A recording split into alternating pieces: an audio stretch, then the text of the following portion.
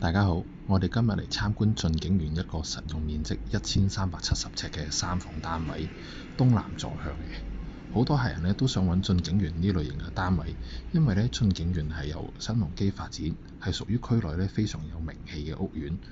呢個單位除咗東南坐向之外而且可以前往呢個馬場景觀啦。誇張啲講就唔使入馬場都可以睇到跑馬。咁我哋一齊嚟欣賞下業主呢個精心嘅裝修咧。